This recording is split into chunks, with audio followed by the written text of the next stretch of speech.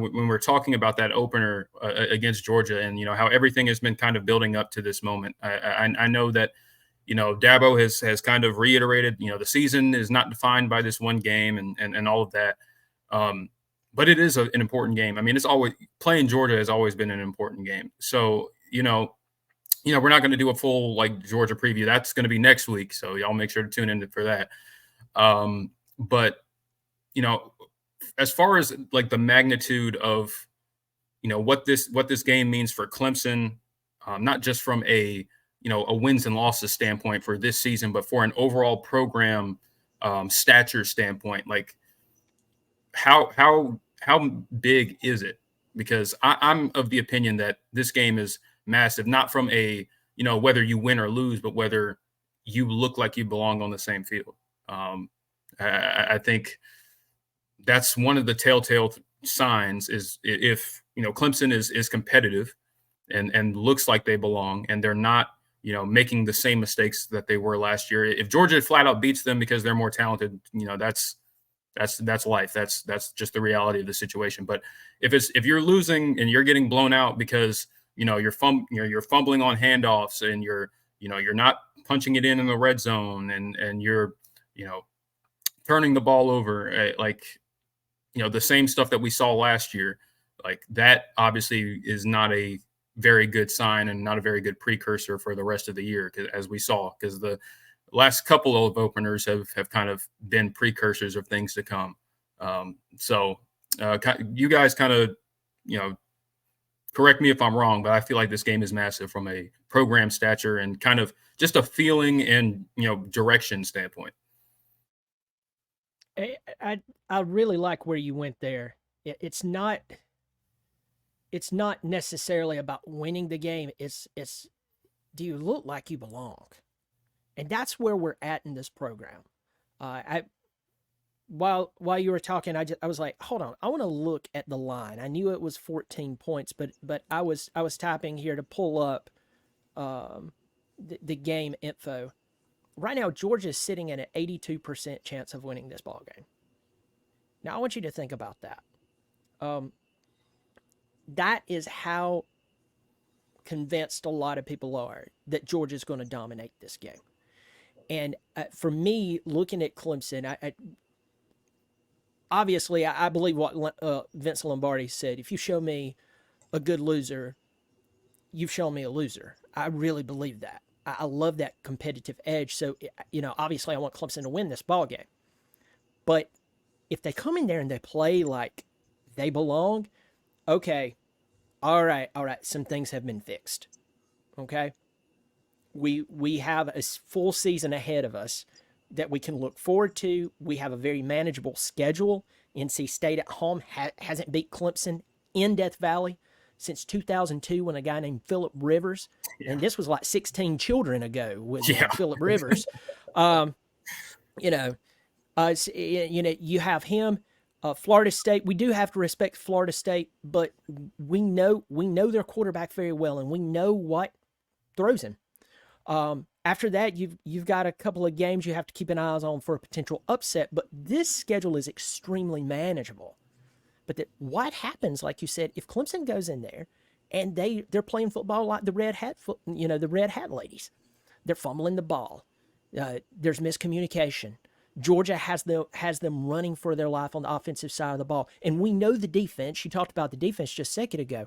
The defense, anytime you see our defense not do well, it's because they've been on the field forever or put in a terrible position by the offense, turning over the ball or this, that, and the other. So, the point for me is do they play like they belong? And that's what I'm really looking forward to. And what kind of bothers me, not to jump ahead just in case you had this on, as one of the subjects to talk about, I listened or read the notes from Dabo's comments from yesterday, the final practice, and he was praising the team, but he said something that really bothered me. He said, yeah, we had some fumbles. And I went, oh, God, not again. We're at 2 weeks before Clemson plays Georgia. And when you hear that, go ahead and get that out now. But, guys, this is not 2 months before you play Georgia. This is 2 flipping weeks. So I'm with you. I'm with you, Jordan, 100%. Just go out there and look like you belong. And if you get beat playing a man's game, but you look like you belong, I'll hate it, but I'll accept it. If you go out there and get beat like the redheaded stepchild, different story. Yeah, absolutely. And I think both of you guys make a lot of good points. And, I won't reiterate anything you guys said. It's an important game. Everybody knows it. College football, much like a lot of things, are about narratives.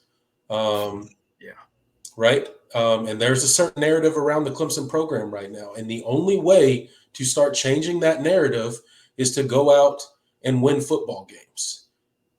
And the next best thing you can do, if you can't beat Georgia, you have to look like you belong, just like you guys said. And I think that cannot be understated. It is so important. You can't go out there and lay an egg. You can't go out there and get blown off the field. You have to look like you belong. And if you happen to pull it out and win, that's awesome.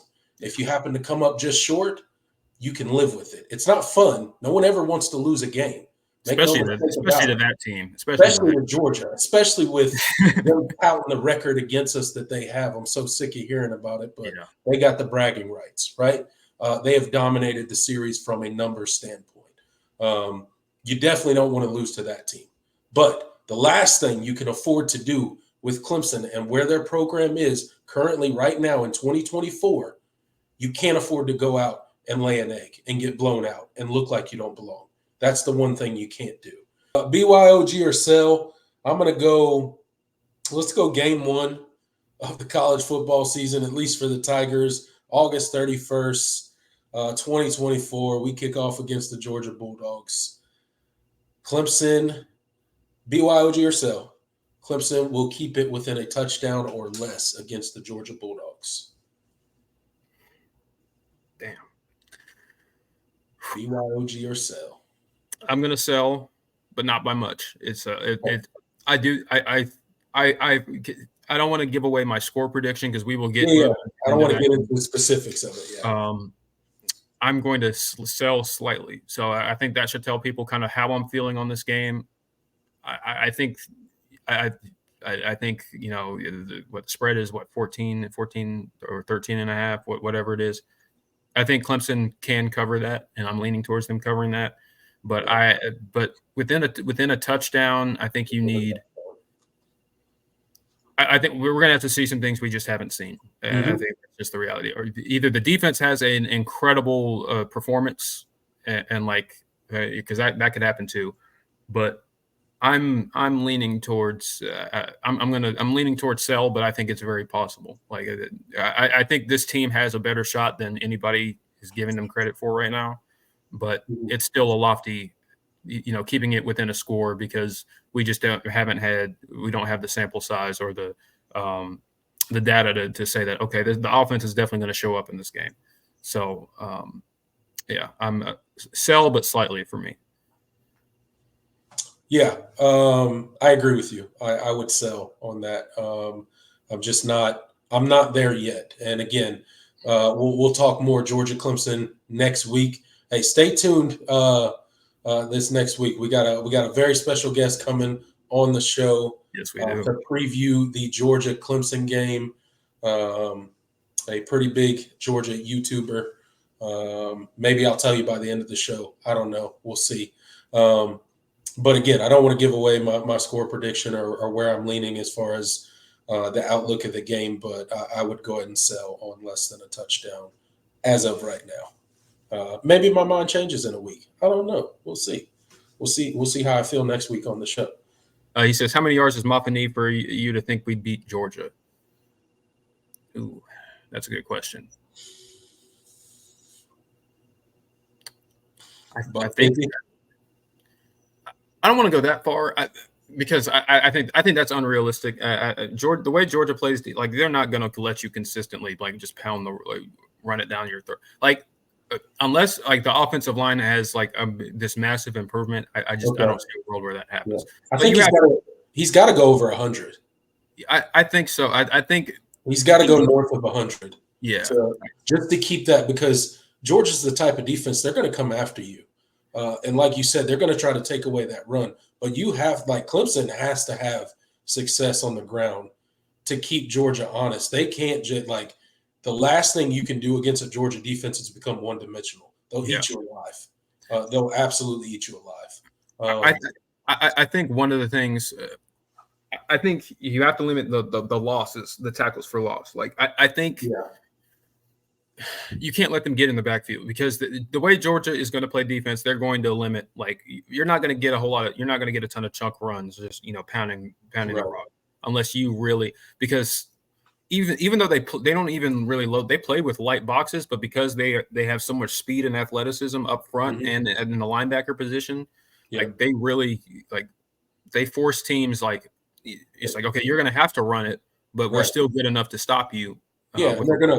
What Georgia's going to do is they're going to force you to go east and west, not north and south, right? Like they want you, they want to get you running towards the sideline, right? And then they're going to trust their athleticism at the linebacker and secondary positions to absolutely run you out of bounds. They're going to trust their defensive athleticism, so they're going to stop you up the middle. They're going to force you to hit the edge, and then they're going to trust their athletic ability on defense and their speed to shut that down. Yeah, and so I think I don't know if there's a specific yardage total, but I think a limit tackles for loss in the run game.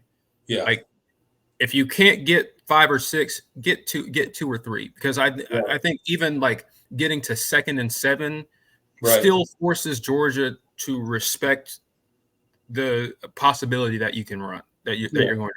And the Garrett Riley offense, it really is a rhythm offense, right? Yeah. So Clemson's going to have to stay, on schedule. They're going to have to stay ahead of the chains because, I mean, you get into, a 2nd and long, a 3rd and long. I mean, that Georgia defense is going to pin their ears back and they're going to come after you. And it's going to turn into a long day. If you're consistently behind the chains against that defense, it's going to turn into a long day. So you have to find a way to your point, to get those yards, whether it's 2 yards, 3 yards, just eliminating negative plays. I think you make a really good point there because the last thing you want to do is play behind the chains against a team like Georgia. Yeah, absolutely. Especially when you're Clemson and you haven't been explosive in some time. Yeah. So the idea that you're just going to produce all these explosive plays, probably a pipe dream, right? Yeah. So I mean, you have to stay. So I mean, that's ultimately what it is staying ahead of it. So, no negative gains, and obviously because the last time you played, you got sacked 7 times, and you ran. I think you ran for 9 yards total. So like that, that can't happen. You're not beating if that's a non-starter. You have to produce some semblance of a run game. And like that, you're going to run and you're going to get some yardage. You gotta have a respectable outing on the ground because if you don't make Georgia respect the run, they're going to pin their ears back and the game is over if they don't respect your run game. The game is worst day ever for Cade. Yeah. And especially that offensive line because they'll just dial up pressure after pressure and they'll overwhelm them. Absolutely. And it'll turn into a sack fest and a negative play fest, and it'll get out of hand very quickly. So you cannot allow that to happen. And I think that's what you saw from the teams that ran successfully on I mean, Georgia Tech popped a couple of explosive runs. Yeah. But I think what Alabama did, and they utilized Jalen Milroe in his legs a good bit, but they created some running like they didn't have a ton of like super long touchdown runs, but they were instead of getting stuffed on first down, they got 3 or 4. Like there's a massive difference between 2nd and 10, 2nd and 11, and 2nd and 6, 2nd and 7. And it opens up the play calling and what you can do. And as a guy like Garrett Riley that wants to have a lot of different things, different formations, and different things for different situations, it makes it so much easier when he's not having to. It's like, okay, we just got stuffed on second and on 1st and 10, and now we're 2nd and 11, and everybody knows we're going to pass because we're not going to try that again. Like, so and that's just part of not being predictable. And That's what Clemson was a lot of times last year because, limitations in personnel and all the stuff we've talked about. So, yeah, I mean, to answer your question in a roundabout, but not really answer your question, Jay, which I'm sorry, but I do think, like, if I had to put a number on it, I don't want to say 100 because I feel like the per carry number wouldn't be high enough. It depends. Like if he ran for 20 times, like he gets like 80, 88. Like if you could get like 4.5 yards per carry, ideally, like I think that would be enough to at least make Georgia respect it. You wouldn't have it wouldn't look great on the total, but it would be enough that Georgia would have to respect the possibility of you running. So I think that's ultimately what I think that's ultimately where you have to be. Yeah, I mean it's going to be tough sledding, but Clemson somehow has to create some plays in the running game. But again, it's a lot easier said than done against a defense like Georgia. So, especially when you got an offensive line who has struggled like Clemson's has, and it's not going to be easy. So they got their work cut out for them, but they have to figure out a way to at least create some balance there and run the ball somewhat effectively against the Georgia defense. Yeah, how thrilling would a Clemson win in Atlanta be? Oh man, I mean it would be the biggest win Clemson's had in about 4 years, 4 or 5 years. Yes. Yeah, it'd be massive, and from it and one of the and honestly, it would I think it would go down as one of the best in I think when you consider the circumstances and what Clemson is coming off of. A win over Georgia, especially if it parlays into a playoff appearance, ACC championship, like we would go back and talk about that game. It's like, okay, that's the game that kind of turned the program back around in the right direction, and the Dabo Sweeney era 2.0 is kicked off. It would kind of be talked about in the same breath as like that LSU game. Yeah. In the what was the Chick-fil-A Bowl? Yeah. The Chick-fil-A Bowl, right?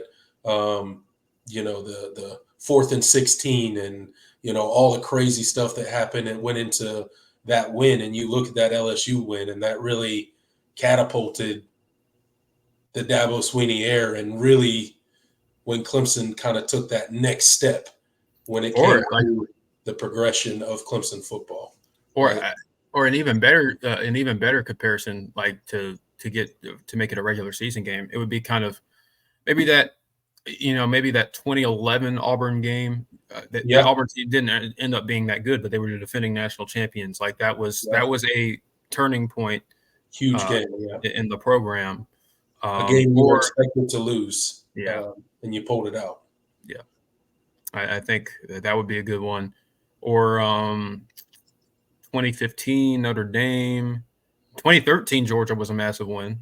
Yes, that was a big one as well.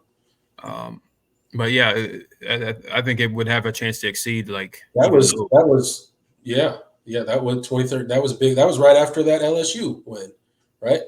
Yeah, that was that next. That was that next 2013. That's the one that when everyone plays, rubbing the rock and running down the hill like that. Like they love using that one from that Georgia game because it was we still had the balloons that was and everything. That was a pretty electric. Yeah, me too. Man, Sammy Watkins went crazy in that game. Insane. Good times. Taj Boyd, Aaron Murray going back and forth. That was that was an incredible game. Good times. Todd Gurley running all over us. Good times. Yeah. Massive win, and obviously, they go on, win 11 games, beat Ohio State in the Orange Bowl. Obviously, the Florida State and South Carolina losses were massive black marks. But you lost get blown out by 37 points. I hate to bring up those memories, but getting blown out by 37 points at home, and then turning around and finishing the year losing to the Gamecocks for 5th year in a row. Yeah. Man, going to school after that. So That Florida State game, I'll never forget that game. Yeah. That happened on my college roommate's his birthday. That game was played on his birthday. I mean, it was miserable. Yeah. I remember. I think I was stationed in like Texas at the time, and me and a bunch of buddies went to like one of the restaurants or sports bars or whatever, and we were watching it, and I was just like, but like I walked out. Like I went outside by myself. I was just like, I'm not doing this. This is horrible. I was sick to my stomach, man. From the jump. I mean, it was just like, wow. Okay. Yeah, we do not belong on this field right now. But yeah, I think that's still the most. That's probably the most dead I've ever felt inside. Well, I don't want to say after a Clemson. There's a couple contenders. Yeah, that one. Obviously losing the 5th straight to. Honestly, the 2012 loss at home, with Dylan Thompson coming in for Connor Shaw, like that one broke me because I was like, that was a game we should have won, and we turned the. I mean, that was a trend in those years, but man, the turnovers. Yeah. And then Dylan Thompson, beating us for a game. Like I just, oh man. Now I'm having PTSD, but losing the 5th year in a row was that sucked. And then more recently, the 2022 South Carolina game is a permanent scar, just because of everything that you lost. You lost your playoff spot. You lost the 40-game home winning streak. You lost the winning streak against South Carolina, and in the fashion that you lost. Yeah, we should just we could have a whole show about our worst moments as a sort of kind of venting therapy type of thing. Our worst moments. Rehashing the heartbreak of Clemson football, especially in those days, man. It was brutal at times, and some of them you never really get over. You never really forget them. They're rough. I mean, some early runs like Boston College back in when Matt. Oh my God, the Boston College game from 2007. That one lives in my brain. Yeah. Oh man, that was brutal. I hated Matt Ryan so much. I hated him so much.